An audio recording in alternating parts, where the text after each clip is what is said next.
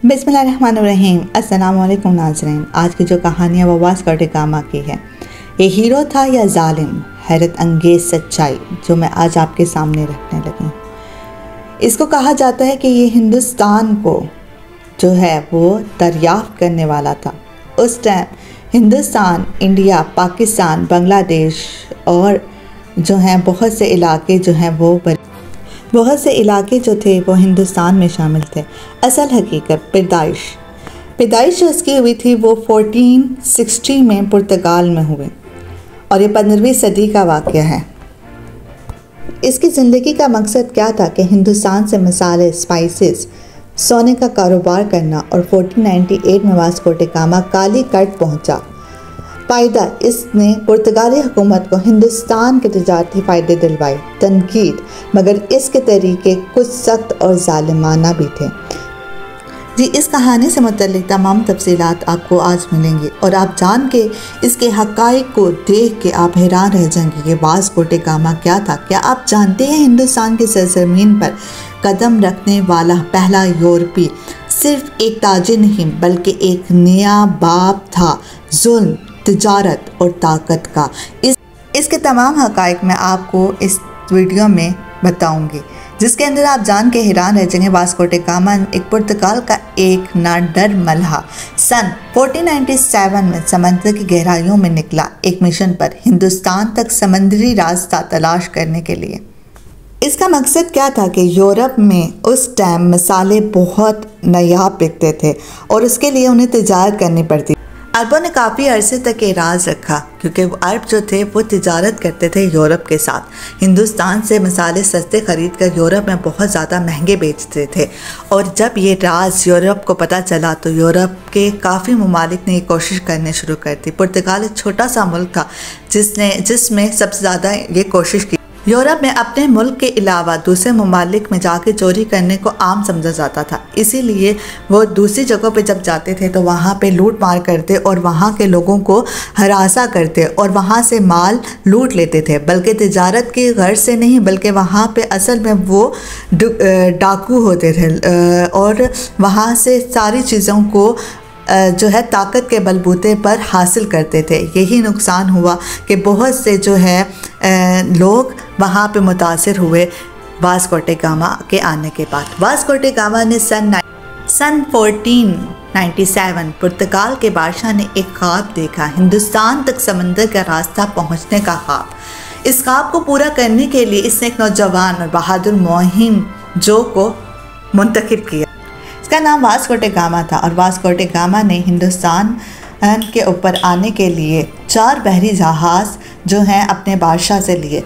और इसके बाद उसने जो है ना सारा नक्शा ये पेश करते हुए वो सारा आपको ये इमेज में भी शो किया गया है कि किस तरह से वो उनको नक्शा दे रहे हैं।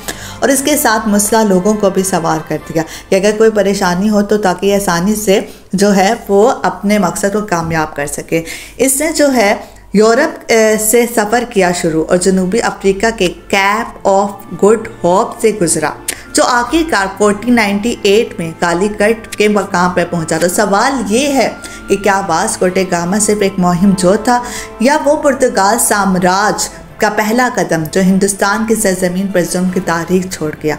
इसने सन 1498 में वास्को डी गामा ने कालीकट के बादशाह से मुलाकात की और इसको कुछ तोहफे तोहफ़े देने के बजाय कुछ अशिया और कुछ चीज़ें देती जिसको जो है बादशाह ने उस वक्त को अच्छा नहीं समझा क्योंकि सोना, चांदी और जवाहरात से जो है वो बादशाह को इनामात दिए जाते थे, जिससे लालच में आकर जो है बादशाह वक्त जो है उन लोगों को मराद देता था। इसको कोई मराद ना मिली और इसके ऊपर जो है बाकायदा कहा गया कि आपने टैक्स भी पे करना है और सारी चीज़ें करनी है। वास्को डी गामा ने बाद में मुसलमानों में जब दूसरी दफ़ा आया तो मुसलमानों ने कश्तियों को जलाया, बेगुनाह हाजियों को समंदर में गर्क कर दिया और ताकत के बल पर पुर्तगालियों पर कब्जा कर लिया। और इस तरह से जो है पुर्तगाली राज जो है वो हिंदुस्तान में कायम हुआ।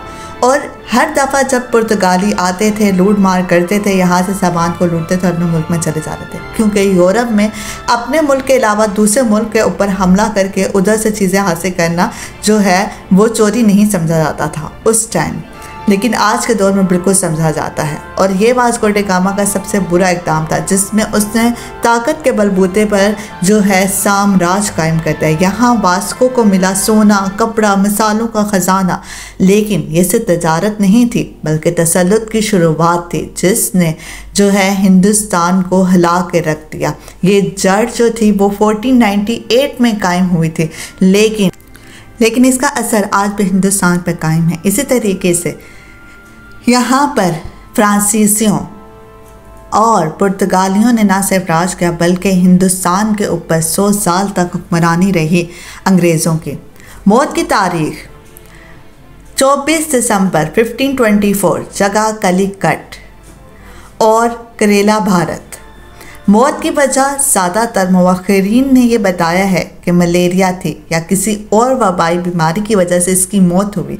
वो उस वक्त हिंदुस्तान में पुर्तगाल का वायसराय बनकर आया था और तीसरी दफ़ा आने के बाद जो है इसका मकसद यही था कि यहाँ पे जो है मैं यहाँ से माल इकट्ठा करूँ, ज़्यादा से ज़्यादा इलाकों को पता करूँ और यहाँ पे अपना एक तसल्लुत कायम करूँ। बाद में इसकी लाश को पुर्तगाल वापस भेजा गया और वहाँ पे इसे दफन कर दिया गया।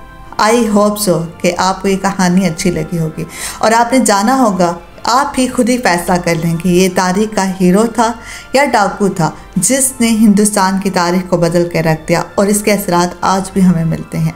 शुक्रिया। मेरे चैनल को अगर आपको ये मेरी वीडियो अच्छी लगी तो मेरे चैनल को सब्सक्राइब कीजिएगा, मेरे इस वीडियो को लाइक कीजिएगा ताकि इसी तरीके से मैं आपको लिए वीडियोस और बनाती रहूं। ठीक है, अल्लाह हाफिज़।